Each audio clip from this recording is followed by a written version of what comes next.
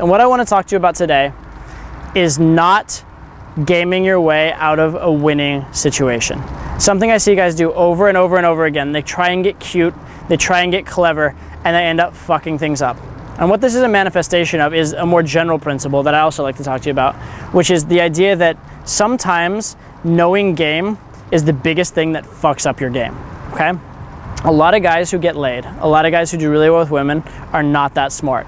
I think you guys have probably noticed that. You guys have probably at times in your life been so frustrated and be like, how is that idiot with that girl? How does that idiot get girls all the time in spite of being so stupid? Well, I would argue to you, maybe it's not in spite of being so stupid, maybe it's because they're so stupid. Here's what I mean. I think that sometimes guys get girls, in fact, I know that oftentimes guys get girls because they are too stupid to realize when they fuck up, all right? Too stupid to realize when they fuck up.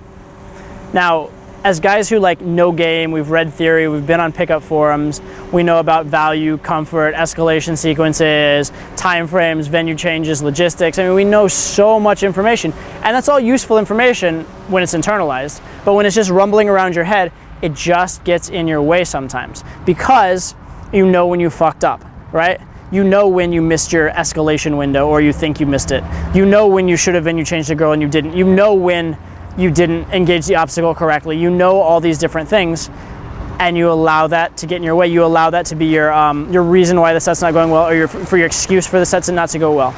You cannot let that happen, all right? Emulate the idiot. Get dumber in game, all right? I say this over and over again. Think before you go out, think after you go out, don't think while you're out. When you're out, just leave it be. Do the best you can and trust whatever happens, all right? I had a question at a New York seminar recently where this guy basically said he got a girl's number, then he went upstairs in the same club, and then she was texting him, come back down, talk to me, I wanna see you. And he was saying, should I go back down? Should I text her back something? Should I play hard to get? That sort of thing. And my response to that at the time was, look, I don't know the absolute optimal way. I don't know if there's something you can do right now that'll get her chasing and get her invested to you like 10% more right now before you go down there. But who cares? Who cares? She already likes you enough, all right? It's not like if a girl likes you, like say a girl needs to like you 90% to sleep with you, and you get her to 91 and then you sleep with her, versus if you get her to 95 and then sleep with her, you still slept with her.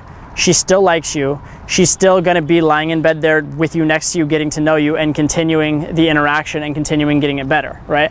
And you can always lose that 4% later. You can always gain that 4% later. You don't have to play absolutely optimal. You just have to play good enough, right? Girls like sex, all right? Girls like having sex. Girls are gonna sleep with somebody. So you don't have to be like Casanova, Don Juan on crack in like perfect video game flawless mode. All you have to be is a little better than the next guy. Or not even. All you have to do is be good enough and be present.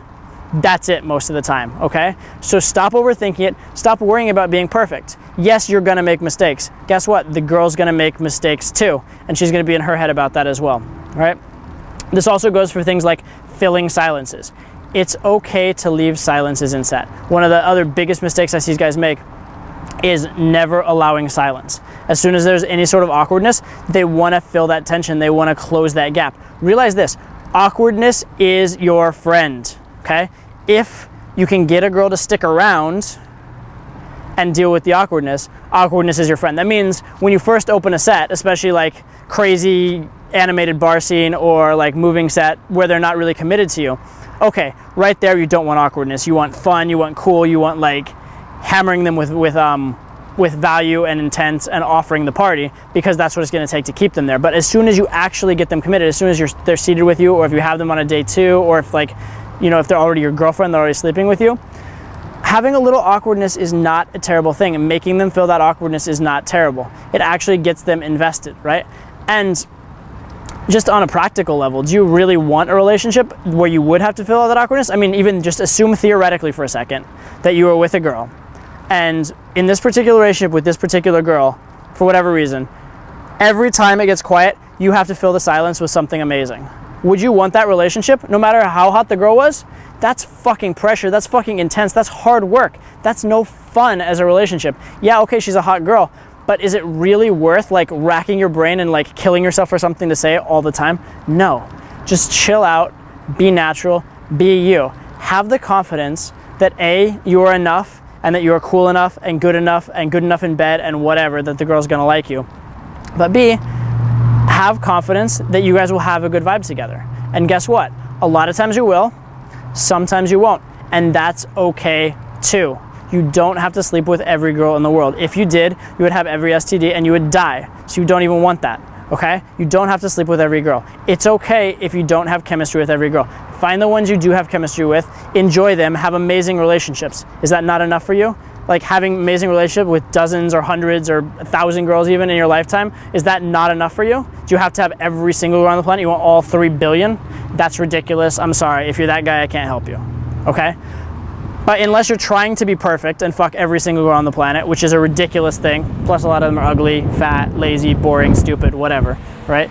But unless you're trying to be a perfectionist and get that, which doesn't even make sense and wouldn't even be fun for you, it would become a chore, you don't have to play perfect game.